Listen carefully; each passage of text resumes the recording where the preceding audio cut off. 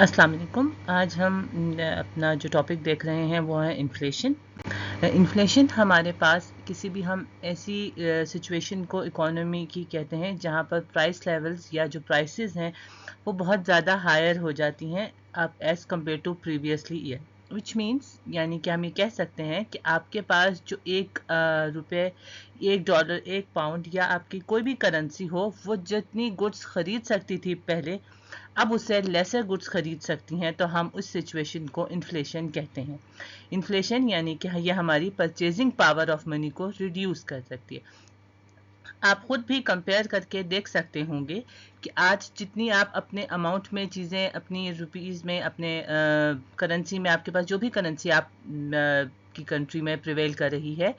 इसमें आज आप जितनी चीज़ें खरीद सकते हैं कुछ साल पहले इससे ज़्यादा चीज़ें खरीद सकते थे। जैसे पाकिस्तान में अगर आज हम ₹1000 लेके जाके शॉप में कुछ भी चीज़ की शॉप कर सकें तो हम लेसर गुड्स खरीद सकते हैं एज़ कम्पेयर टू हम प्रीवियसली ईयर्स में जितनी गुड्स खरीद सकते थे। सो इन्फ्लेशन से आपकी परचेजिंग पावर रिड्यूस हो जाती है जिसकी वजह से आप लेसर गुड्स खरीद सकते हैं। फॉर एग्जाम्पल जैसे अभी हमने बात की कि अगर हम कहें कि 2% इन्फ्लेशन है, इसका मतलब ये होगा कि आपके पास जितनी भी गुड्स आप प्रीवियसली ईयर $100 में ₹100 में ख़रीद सकते थे अब वही तमाम चीज़ें आप $102 में या रुपीज़ में आप ख़रीद सक रहे होंगे। हमारे पास इन्फ्लेशन की दो तरह की होती हैं,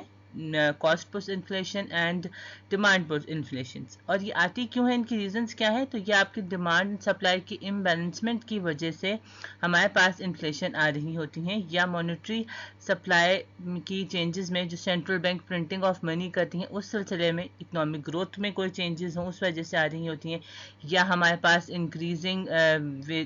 जो हमारे इनपुट्स हैं हमारे फैक्टर ऑफ प्रोडक्शन उनकी चेंजेस की वजह से आ रही होती हैं, या फिर कोई ऐसे नेचुरल डिज़ास्टर्स या नेचुरल इवेंट्स का ग्लोबली चेंज आए जिसकी वजह से हमारे पास इन्फ्लेशन आ सकती है। जैसे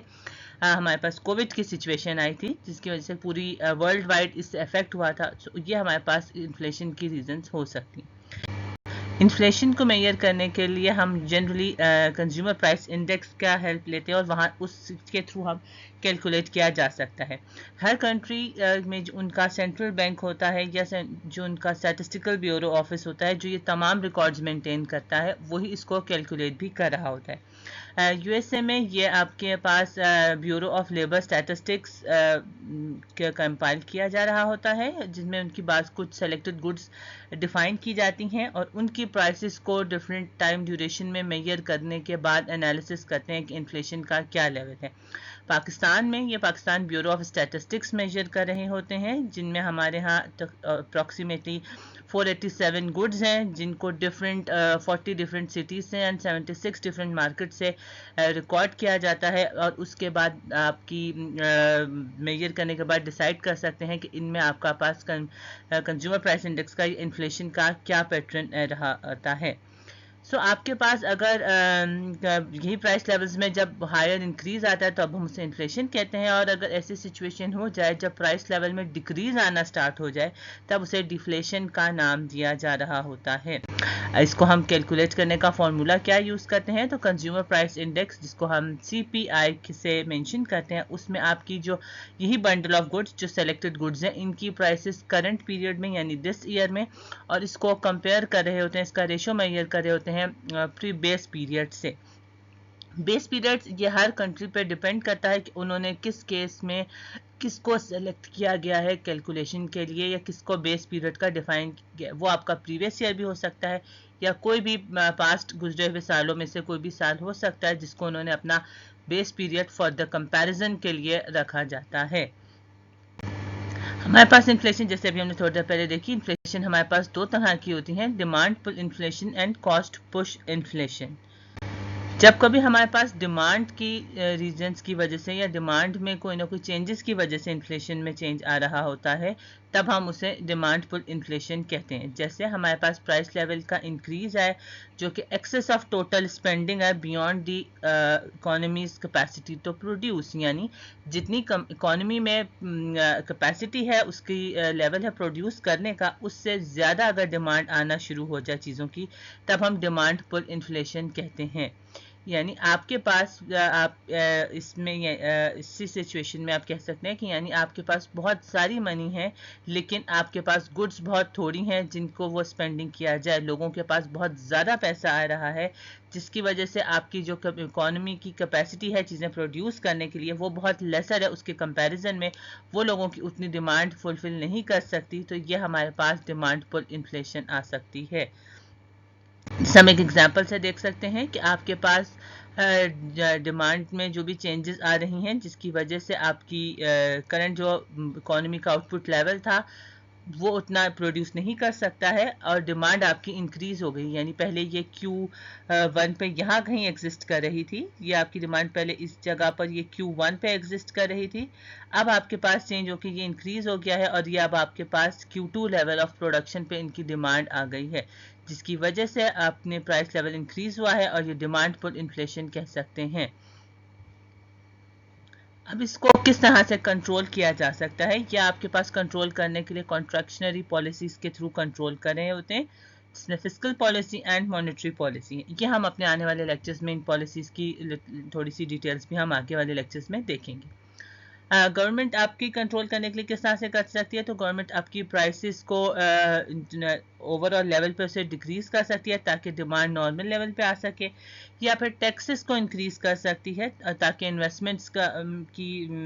लेसर की जा सकें और लोगों के पास पैसे थोड़े हों, ताकि इस चीज़ को कंट्रोल किया जा सके। इसी तरह से मनी सप्लाई और इंटरेस्ट रेट के साथ भी चेंजेस करके कंट्रोल की जा सकती है। अब किस तरह से गवर्नमेंट एक्सपेंडिचर और टैक्सेस से के थ्रू कंट्रोल कर सकती हैं। आपकी गवर्नमेंट अपनी ओवरऑल गवर्नमेंट के एक्सपेंडिचर्स हैं जो उनकी ट्रांसफ़र पेमेंट है उसको वो रिड्यूस करती है, यानी अपने एक्सपेंसेस को रिड्यूस कर रही होती है। लेट्स सपोज गवर्नमेंट ने कोई अपने डिफरेंट डेवलपमेंटल प्रोजेक्ट्स को स्टार्ट किया होता है तो वो उसको होल्ड कर देती है या उसको बजट को लेसर कर देती है ताकि इस सिचुएशन को कंट्रोल किया जा सके। सेकेंडली, वो अपने टैक्स रेट को इंक्रीज कर देती है। जब टैक्स रेट को इंक्रीज किया जाएगा तो इंडिविजुअल्स की परचेजिंग पावर भी रिड्यूस हो जाएगी, यानी आपके पास जो टेक होम मनी आएगी जिससे आपके अपनी सैलरी मिल रही होती है, जब वो सैलरी आपके पास लेसर अमाउंट पे आएगी तो आप अपने एक्सपेंसेस को उसी अमाउंट के अंदर वाइंड अप करने की कोशिश करेंगे या लिमिट करने की कोशिश करेंगे। सो हमारे पास ऑटोमेटिकली जब हमारे पास लेसर मनी होगी परचेज करने के लिए, और हमें पता है डिमांड एंड सप्लाई के रूल्स के अकॉर्डिंगली जब हमें लोगों की लेसर डिमांड होगी तो उसकी प्राइस ऑटोमेटिकली डिक्रीज होगी ताकि वो अपनी उस लिमिट में पूरा कर सके। इसी तरह से अगर हम मनी सप्लाई की बात करें तो गवर्नमेंट मनी सप्लाई को रिड्यूस कर रही होती है, यानी मनी सप्लाई को डिक्रीज करती है। वही रीज़न जो भी हमने प्रीवियसली देखी, ताकि गवर्नमेंट इसको कंट्रोल कर सके। सो अपने वो डिफरेंट अपने टूल्स को अप्लाई कर रही होती है, अपने गवर्नमेंट सिक्योरिटीज़ को इशू करती है। फॉर एग्जांपल वो टी बिल्स हैं या अपने डिफरेंट सॉर्ट ऑफ आपके म्यूचुअल फंड्स हैं उनकी इशुएंस करती है ताकि लोग इंटरेस्ट हों या बैंक्स इंटरेस्टेड हों और वो उसको परचेज कर सकें। जब वो उसको परचेज कर रहे होंगे तो आपके पास automatically lesser amount of liquid money prevailing कर रही होगी इकोनॉमी में, जिसकी वजह से आपके पास की इन्फ्लेशन को कंट्रोल किया जा सकता होगा। या फिर सम सॉर्ट ऑफ वो अपने जो उनकी सर्टेन मनी है जिसको वो सर्कुलेशन से विड्रॉ करवा लेगी, उसके लिए भी वो यही टूल्स को अप्लाई कर रही होगी। देन हमारे पास इंटरेस्ट रेट की हमने बात की थी। इंटरेस्ट रेट की हेल्प से कैसे कर सकते हैं, जब वो इंटरेस्ट रेट का हायर इंटरेस्ट रेट रखेगी अपना, तो लोग अपनी बोरोइंग को अवॉइड कर रहे होंगे क्योंकि उन्हें have to return larger amount, अपनी इंटरेस्ट के साथ लार्जर अमाउंट को इंटरेस्ट के ज़मरे में वापस करनी पड़ेगी बैंक्स को। सो हमारे पास ऑटोमेटिकली लोगों की बोरोइंग पावर भी लेस हो जाएगी जो बैंक से बोरो कर सकते हैं। राइट नाउ हम इस बात पे डिस्कस नहीं कर रहे कि interest rate in Islamic countries या इन बीइंग इन मुस्लिम या आपके पास ये अलाउ है या नहीं है। ये डिफरेंट स्कूल ऑफ थॉट्स हैं, you can go and research on it. आप इसके बारे में अपने अकॉर्डिंगली अपने व्यूज़ रख सकते हैं। राइट नाउ हम सिर्फ एक टॉपिक को एज अ चैप्टर में या एज अ आपके इकोनॉमिक्स की एक सिचुएशन के अकॉर्डिंगली कंट्रोल करने के लिए जो टूल अप्लाई किया जाता है उसके अकॉर्डिंगली पढ़े हैं। सो इंटरेस्ट रेट या आप जिसे रिबा कहते हैं या सूद कहते हैं उसके बारे में आप अपने व्यूज़ बिल्कुल रख सकते हैं। आप सबके अपने व्यूज़ बिल्कुल सही होंगे। हम अभी सिर्फ एक टूल के तौर पे इन्हें स्टडी कर रहे हैं। अब जब इंटरेस्ट रेट हायर होगा, लोग सिक्योर्ड लोन या लोन बोरोइंग नहीं कर सकते होंगे, उनके पास रिटर्निंग की पावर लेसर होगी। ये ऑटोमेटिकली आपकी जो डिमांड हायर साइड पे शिफ्ट हो जाती है वो बैकवर्डली या प्रीवियसली अपने ओल्डर सिचुएशन पे या एक लेसर लेवल पर वापस मूवमेंट की तरफ आना स्टार्ट हो जाएगी। देन हमारे पास आती है cost push inflation. Cost push inflation आती है हमें सप्लाई की चेंजेस की वजह से, जिसमें का मतलब हमारे पास रहता है कि ये इन्फ्लेशन आती है रॉ मटेरियल की प्राइसेस में या पर यूनिट प्रोडक्शन कॉस्ट के इंक्रीज होने की वजह से हमारे पास ये इन्फ्लेशन की सिचुएशन आ रही होती है। यानी ये आपके पास रिडक्शन इन एग्रीगेट सप्लाई की सिचुएशन पर ये इन्फ्लेशन को प्रिवेल कर रही होती है। इसकी रीज़न आपके पास क्या हो सकती हैं? फॉर एग्जांपल के वेजेस इंक्रीज हो गई हैं which will cause increase in per unit price of production, companies ने प्रॉफिट मार्जिन इंक्रीज कर दिया है, या आपके पास profit of factors production other than labour, यानी जो अदर हमारे पास फैक्टर्स ऑफ प्रोडक्शन है उनमें कोई चेंज आ जाए जिसकी वजह से आपके पास करंट सिचुएशन एग्जिस्ट कर रही थी आपकी Q1 लेवल पर, जिसके बाद आपकी जो डिमांड में की सप्लाई में चेंजेस आई है तो ये हमारे पास Q2 लेवल पर एग्जिस्ट कर रही है। यानी ये आपके पास इसने बैकवर्ड साइड पे शिफ्ट हो गई है, जिसकी वजह से हमारे पास कॉस्ट पुश इन्फ्लेशन आ रही है। ये हमारी एग्रीगेट डिमांड सप्लाई का कर्व है, ये एग्रीगेट डिमांड का कर्व है। यानी जब ये एग्रीगेट सप्लाई हमारी बैकवर्ड साइड पे शिफ्ट हो गई है, इसकी वजह से यानी हमारे पास पर यूनिट की प्राइस इंक्रीज हो गई है और हमारे पास जो सप्लाई मटेरियल थी वो लेसर हो जाती है, जिसकी वजह से ये कॉस्ट पुश इन्फ्लेशन आ रही होती है। अब इसको कंट्रोल किस तरह से कर सकते हैं? इसको कंट्रोल करने के लिए हमारे पास गवर्नमेंट डिफरेंट पॉलिसीज़ को या डिफरेंट सिचुएशंस को अप्लाई कर रही होती है। फॉर एग्जांपल ये यहाँ पर अपनी लोगों की वेजेस को फ्रीज कर सकती है, इनकी जो प्रोडक्शन की कॉस्ट है उसको होल्ड करने की या उसकी अपर लिमिट पे कंट्रोल करती है, ताकि आपकी प्राइसेस को होल्ड किया जा सके और आपके पास जो सिचुएशन है उसको कंट्रोल यानी इस इन्फ्लेशन की सिचुएशन को कंट्रोल कर सकें।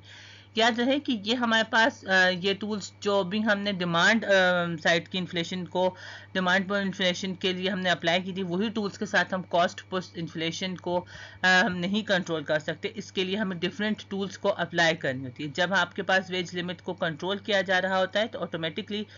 हमारी ये सिचुएशन भी बेटर साइड पर मूवमेंट की तरफ आने लगती है। हमारे पास एक और एक सिचुएशन होती है जिसे स्टैगफ्लेशन कहते हैं, जब इन्फ्लेशन में यही हमारी कॉस्ट पुश इन्फ्लेशन में हमारे पास अनएम्प्लॉयमेंट का फैक्टर भी शामिल होने लगे, तब हमारे पास आपकी सिचुएशन आने लगती है जिसे हम स्टैगफ्लेशन कहते हैं। यहाँ पर आपके पास अनएम्प्लॉयमेंट हायर हो जाती है, लोगों की इकोनॉमिक ग्रोथ रेट स्लो हो जाती है, इन्फ्लेशन भी हायर रेट में आता है। इसको कंट्रोल करने के लिए अभी हमने जैसे प्रीवियसली बात देखी कि आप अपनी वेज लिमिट पे को लेसर कर रहे होते हैं, फैक्टर ऑफ प्रोडक्शन की प्राइसेस में जो हमें रिक्वायरमेंट होती है गवर्नमेंट उसको होल्ड करती है या उसको कंट्रोल करती है, उसमें कोई लिमिट लगाती है, जिसकी वजह से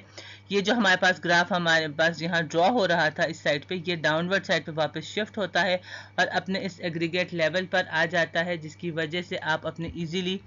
लेवल अपने प्रीवियसली लेवल ऑफ प्रोडक्शन को कंट्रोल कर सकते हैं। यानी अगेन हमारे पास Q1 लेवल पर आ सकते हैं। हो सकता है ऐसी सिचुएशन हो कि ये वापस Q1 पर ना आ सके, ये किसी और जगह पर अपना इक्विलिब्रियम क्रिएट कर सके, लेकिन ये आपकी जब पॉलिसीज आप अप्लाई कर रहे होंगे तो ये इतने हायर जो आपके पास यहाँ पर लेवल था, इस लेवल की हायर प्राइसेस से वो लाजमी तौर पे यानी जो हमारी प्रीवियसली सिचुएशन आ रही थी इससे लाजमी तौर पे वो किसी लेसर जगह पर अप्लाई कर आएगा, सो डैट आपकी प्राइसेस को ये डाउनवर्ड साइड पे शिफ्ट होने के बाद ये आपकी किसी न्यू इक्विलिब्रियम पॉइंट पर आ जाएगा या अपने प्रीवियसली इक्विलिब्रियम पॉइंट पर आ सकता होगा। अब हम अपनी इन्फ्लेशन की डिफरेंट सिचुएशन या स्टेजेस को देख लेते हैं। हमारे पास जो सबसे पहली स्टेज आती है ये क्रीपिंग इन्फ्लेशन कहलाती है। क्रीपिंग इन्फ्लेशन हमारे पास ऐसी सिचुएशन है जब आपके पास इन्फ्लेशन लेवल लेस देन 3% पर एनम हो, ये पर ईयर आपके पास लेस देन 3% हो, यानी ये आपके पास एक वेरी सेफ सिचुएशन है और इतनी ही ये इकोनॉमिक ग्रोथ के लिए एसेंशियल भी रहती है ये 3% की। तो ये इसमें अगर आपकी कंट्री में ऐसी सिचुएशन हो तो ये एक नॉर्मली इसमें कोई भी वरीडनेस की बात नहीं रहती कि कंट्री को प्राइसेस को कंट्रोल किया जाए। जब ये 3% से इंक्रीज कर जाए और ये बट लेस देन 10% रहे, तब हम कहते हैं कि ये आपके पास वॉकिंग इन्फ्लेशन आ रही है। देन हमारे पास अगर इसको इस स्टेज पे कंट्रोल ना किया जाए तो रनिंग और गैलपिंग इन्फ्लेशन को हम कंट्रोल की सिचुएशन में ट्रांसफर हो जाती है, यानी हमारे पास इन्फ्लेशन रेट 10 to 99% तक इस सिचुएशन में एग्जिस्ट कर रहा होता है। यहाँ पर आपको लाजमी ज़रूरत होती है कंट्रीज़ को कि वो अपने मॉनेटरी और फिस्कल पॉलिसी के तहत इसको कंट्रोल कर सके, अदरवाइज ये हाइपर इन्फ्लेशन की तरफ शिफ्ट हो सकती है। देन हमारे पास आ जाती है hyper inflation. Hyper inflation extremely rapid inflation की सिचुएशन को कहते हैं, जहां पर हमारे पास जो प्राइस हैं वो मोर देन 50% के रेट से पर मंथ के हिसाब से चेंज होने लगती हैं और ये आपकी इन्फ्लेशन ट्रिपल डिजिट की तरफ मूव कर जाती है। बट आपके पास आपकी जो सिचुएशन है इसे कंट्रोल करना लाजमी बात हो जाती है, अदरवाइज आपकी जो हमने अभी प्रीवियसली सिचुएशन पढ़ी है गैलपिंग इन्फ्लेशन में ही कंट्रोल करना लाजमी है, वरना अगर आपकी ये हाइपर इन्फ्लेशन में शिफ्ट हो जाए तब ये करेंसीज की बहुत की वैल्यू नेशनल करेंसीज को अफेक्ट करने लगती है और इसकी वैल्यू को ऑलमोस्ट ज़ीरो कर देती है। जैसे आप अगर आप हिस्ट्री में चेक कर सकें तो आपकी हंगरी की एंड जिम्बाब्वे की currency during this time period इनकी करेंसी लेवल बहुत ज़्यादा डिक्रीज कर गई थी और अप्रॉक्सीमेटली इनकी ज़ीरो लेवल को हिट कर गई थी। यानी अगर आप इसे कंट्रोल एक्सप्लोर करके देखेंगे तो आपको यह ज़रूर मिलेगी कि इनकी इस टाइम ड्यूरेशन में इनकी ये करेंसी नोट्स आपकी thousands and millions and billions में इनकी करेंसीज नोट्स आ गई थी, जिसकी वजह से इस इन्फ्लेशन में कंट्री की इकोनॉमिक सिचुएशन को बहुत हर्ट होता है, सो दैट उसको कंट्रोल करना बहुत ज़रूरी है। आज एक बात याद रखनी चाहिए कि गैलपिंग इन्फ्लेशन को ऑल्सो हम जंपिंग इन्फ्लेशन भी कहते हैं, क्योंकि ये बहुत रैपिडली इंक्रीज होना स्टार्ट हो जाती है अपने रेट से, so इससे हम गैलपिंग इन्फ्लेशन या जंपिंग इन्फ्लेशन भी कह सकते हैं। सो इन्फ्लेशन को राइट टाइम पे कंट्रोल करना बहुत ज़रूरी है, जिसमें की वजह से इकोनॉमिक ग्रोथ का प्रॉपरली होने के लिए आपको ज़रूरी रहती है कि आप ऐसी पॉलिसीज़ अप्लाई करें कि इन्फ्लेशन को कंट्रोल किया जा सके। इन्फ्लेशन हमारे पास एक ऐसी सिचुएशन होती है जिसमें आपकी प्राइसेस बहुत रैपिडली इंक्रीज कर रही होती हैं और आपकी परचेजिंग पावर डिक्रीज होती जाती है। सो आपको इन्फ्लेशन अगर राइट टाइम पे ना कंट्रोल की जाए तो फिर आपकी करंट करेंसी की जो वैल्यू है वो बहुत ज़्यादा रिड्यूस हो जाती है, अप्रॉक्सीमेटली ज़ीरो को भी हिट कर सकते हैं, जैसे हिस्ट्री में बहुत सारे ऐसे सिचुएशंस आ चुकी हैं। आई होप कि ये आपको इन्फ्लेशन का टॉपिक का ओवरव्यू समझ में आ गया होगा। सो आई होप कि आपको अगर कोई इशू है तो आप अपनी कमेंट सेक्शन में रख के पूछ सकते हैं, and please like share and subscribe the channel. Thank you.